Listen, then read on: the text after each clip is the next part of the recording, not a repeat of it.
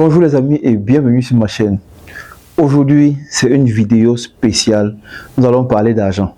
Mais avant, je te prie de me mettre un like, de partager la vidéo et de t'abonner pour nous donner la force de continuer à produire du contenu pour édifier notre communauté. Pour que, ensemble, l'Afrique puisse prendre conscience de son potentiel et que nous bâtissons un continent où il fait bon vivre, les amis.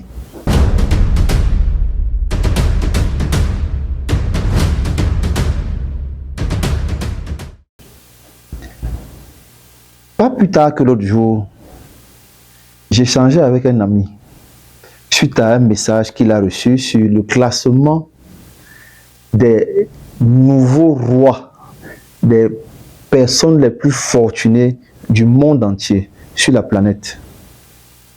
Et on était en train de s'intriguer lorsqu'on se rend compte que Bernard Arnault est devenu l'homme le plus riche du monde entier. Vous connaissez Bernard Arnault? Le maniaque du luxe, celui qui a mis sur pied la marque qui fait fureur, LVMH. Et on regardait donc le classement et je lui disais, est-ce que tu sais que 2022 a été catastrophique pour la majorité des milliardaires? Et il me dit, pourquoi? Je dis, ben, regardons le classement ensemble. On a d'abord parcouru le classement des 20 premiers et il n'y a aucun Africain.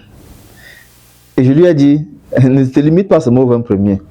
Continuons, allons un peu plus loin. Et tu verras que ce ravage-là qui s'est produit courant 2020, de 2020 à 2022 pratiquement, a beaucoup impacté sur les Africains. Pas seulement les Africains, mais a beaucoup impacté sur les milliardaires. Seulement les autres, ceux de l'autre côté, ils savent comment manier l'économie. Et c'est ça qui est en train de nous manquer. C'est de ça que je veux te parler aujourd'hui. Parce que aussi longtemps que nous, Africains, on va continuer à rester dans ce carcan-là où nous voulons faire des choses sans toutefois vouloir copier ce qui est en train d'exceller, nous n'allons pas être les maîtres du monde. Or, c'est ça qui est important. C'est là où il y a l'enjeu, les amis. On doit être les maîtres du monde, parce que nous sommes les précurseurs, la première race à avoir peuplé l'humanité. C'est nous, dont nous devons reprendre les rênes. Nous avons donc parcouru la liste jusqu'à 5.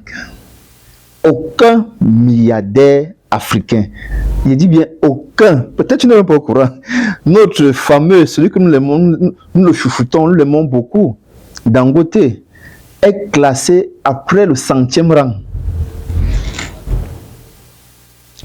Après le 100e rang, les amis. Je pense qu'il doit être entre 110 et 115 dans cette fourchette-là. Et j'ai dit, qu'est-ce qui ne tourne pas rond? Le premier constat que je vais faire, là je vais aller sur des bases, on va dire un peu scientifiques. Vous savez, il y a de cela 50 ans, je vais prendre le cas de mon pays, qui est le pays auquel je suis originaire, qui est le Cameroun. Il y a de cela 50 ans, nous avons pratiquement la même économie avec la Chine,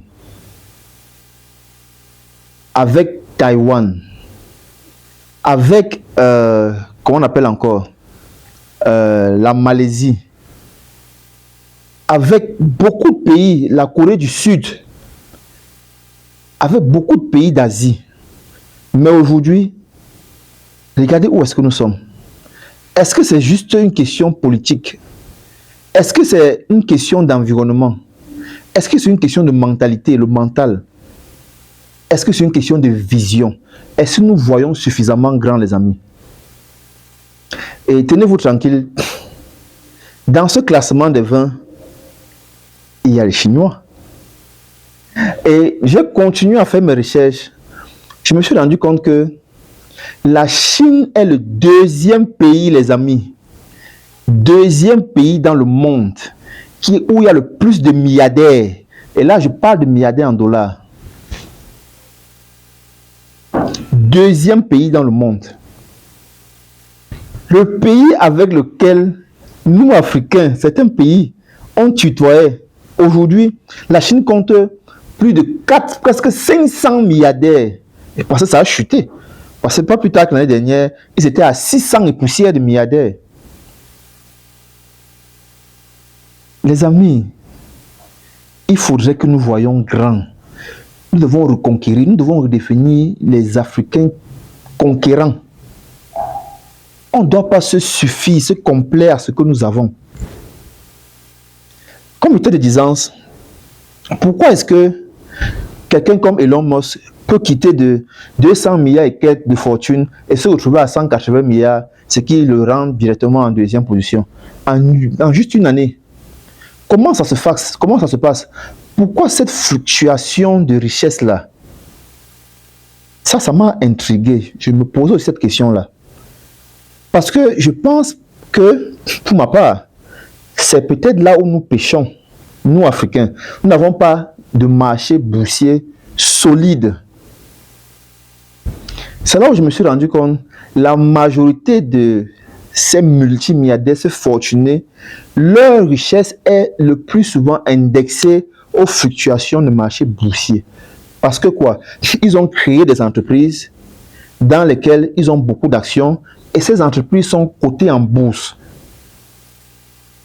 En voilà l'origine de la richesse exponentielle des gens. Vous voyez, quelqu'un passe d'une année à une autre, sa richesse a augmenté de 43 milliards de dollars. Sa richesse a augmenté de 72 milliards de dollars.